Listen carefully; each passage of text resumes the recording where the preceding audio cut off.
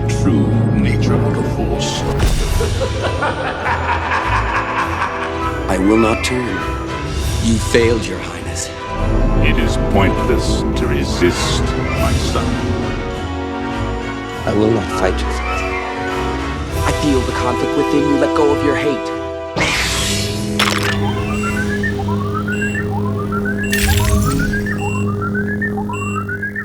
So today we're checking out another Luke from Korbanth, which makes my third one from them and overall like my 5th or 6th on the channel. I've done a lot of Lukes, and I have to say this is definitely going to be one of the best, if not the best one, because this is stainless steel. It's installed with Profi V3 as well, and it has a crystal reveal chamber. All around, this is a freaking epic saber, I have to tell you. If you remember, about a year and a half ago now, I reviewed their V1, which is a very similar hilt. Both of them appear in Return of the Jedi, but the one we checked out last time was briefly, very briefly seen in Return of the Jedi, only in Vader's hands. You also see it in the deleted cave scene, and today we're checking out the V3, which is mostly seen in the sail barge in the beginning of the film when they take down Jabba's ship. I'm gonna go ahead and put my code up on the screen. You can use this at checkout to save yourself some credits. It'll get you 20% off, and this is 900. And on top of the hilts, you can see here on the site, you'll also receive a V3 design shirt and a really cool surprise item that we're gonna take a close look at later on in the video. All right, so starting up, let's take a look at this box. It's very similar. A lot of this stuff is gonna be very similar to the V1. If you watch that video, it says V3, Korbanth sabers on the bottom, and of course you've got Luke's hand when it gets blasted on the sail barge. On this side over here, it says you've failed, Your Highness. It's a nice touch. On this side, we've got V3. On over here, we've got I am a Jedi like my father before me. And then on the last edge, we've got Korbanth sabers again. And on the back, it's nothing.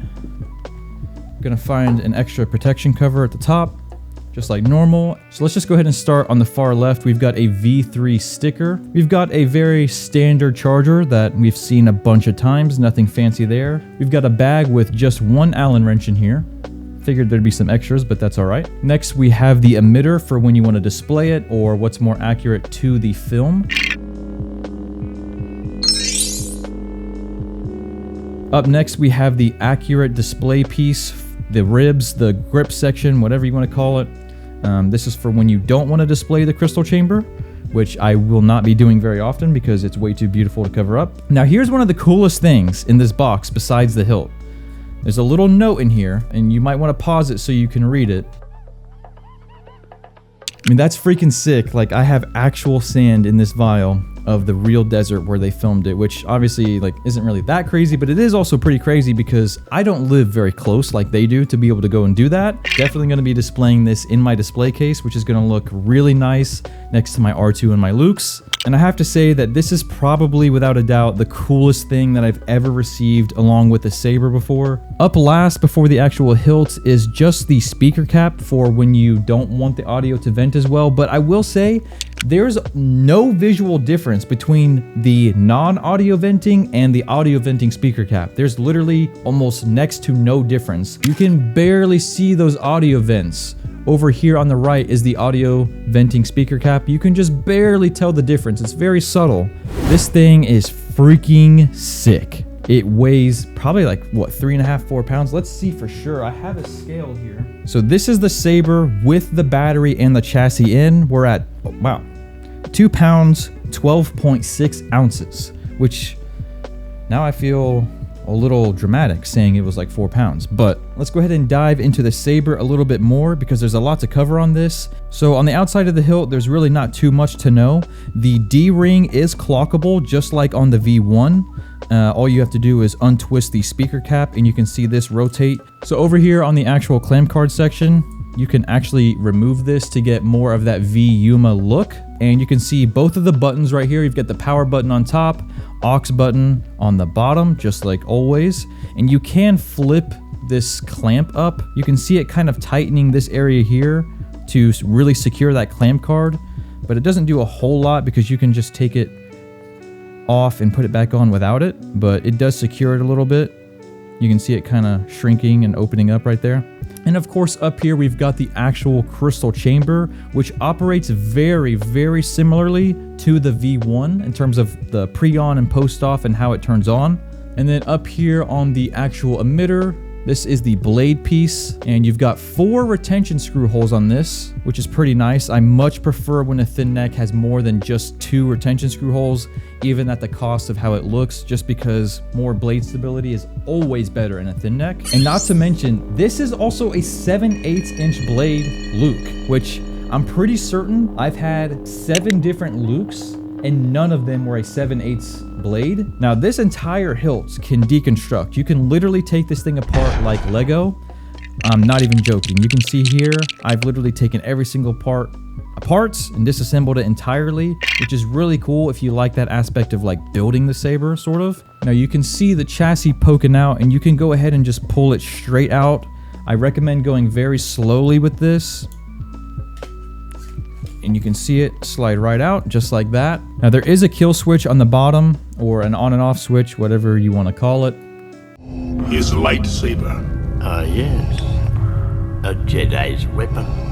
Now when you boot it up, there will of course be an audio line that plays, and there's a few different options for that, which is really, really cool. And of course we've got the Profi V3 on this, not a V2, V3.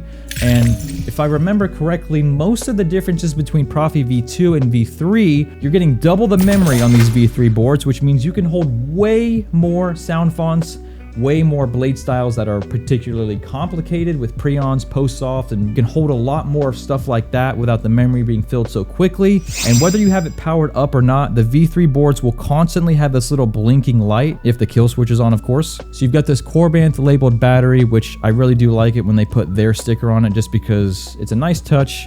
Every little thing counts in my opinion. And of course on the sides, you've got the power button, the aux button over here.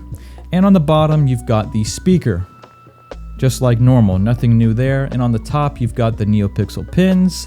Now, I don't know how you guys feel about it. Let me know down in the comments, but I prefer the V1 chassis over here on the right.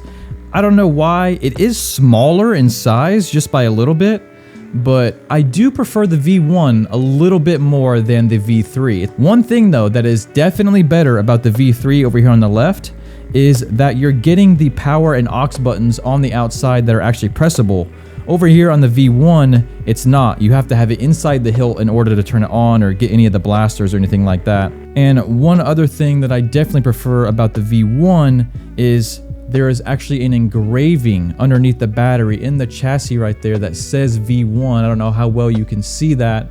So on the V3 chassis, we've got 7.9 ounces, and on the V1, I did not expect this, but it's heavier.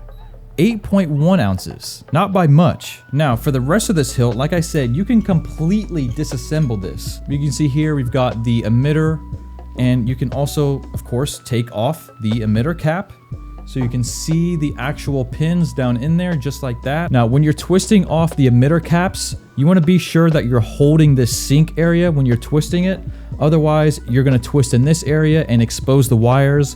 But I'm going to go ahead and put it all on for display or accuracy. When it's time to slide the chassis back in, you've got the 2 buttons, of course, right here on the clamp. So line it up on the chassis. You really want to try your best to minimize all the contact with the pins, including metal or even your hands. It's way easier with the crystal piece. And you'll notice right here at the top, this silver slot. When that is showing, it's not pushed in enough. Go a little bit more with it and you'll see that chamber be sort of flush with the top, and that is when it's fully in there, and then you can put the pommel piece back on. Now, as far as gestures go, you only have twist off. To change the fonts, you're going to press the aux button 1 time, and if you want to enter volume change, you're going to press and hold the aux button for literally about a second, and you're going to hear Kanan's voice. Enter volume menu, exit volume menu. To change colors, you're going to press and hold the power button and then press and let go of the aux. You're going to hear a little noise, and you can already see the crystal starting to change. As you move it around, it will change. Of course, I can only show so much of it because it's on the other side, but to play music, you just press and hold the power button for about a second and let go, and same thing to turn it off. All right, now as far as the fonts go, there are 56 fonts on this saber, all right? Now, I love doing font videos, but I am not editing 56 of these. So instead, I picked just a handful of fonts that I enjoyed. Not all of them made the final cut, but you can see here, I don't normally show this stuff, but the config file for this is crazy long. The difference between Profi V2 is something for sure. I'm gonna go ahead and show you the SD card as well, just so you can get a glimpse at all of the fonts that you'll receive with this or could receive. Like I said, not all of these are in the final cut, but there's a good amount of fonts here. I see you have constructed a new lightsaber.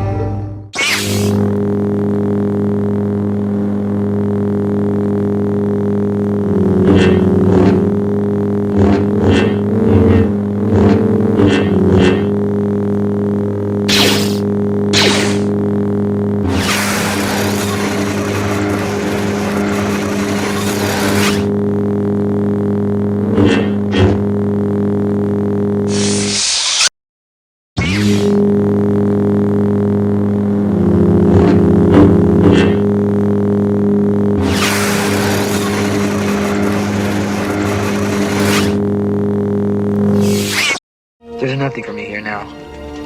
I want to learn the ways of the Force and become a Jedi like my father.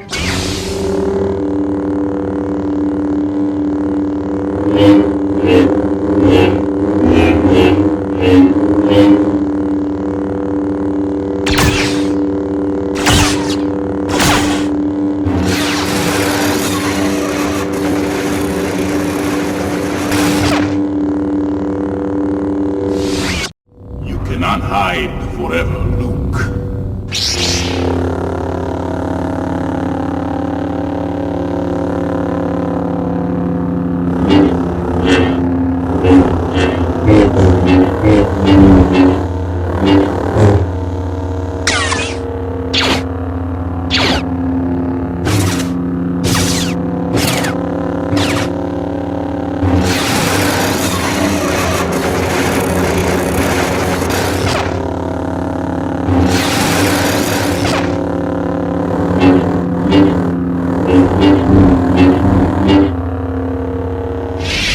If so powerful you are, why leave?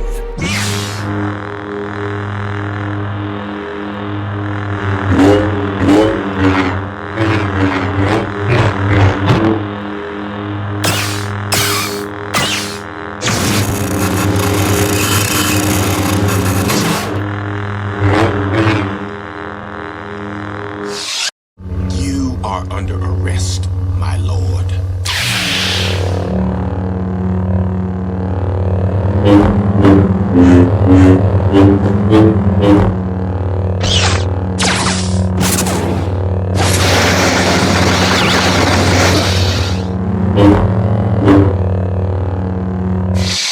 I'm an old friend of the family.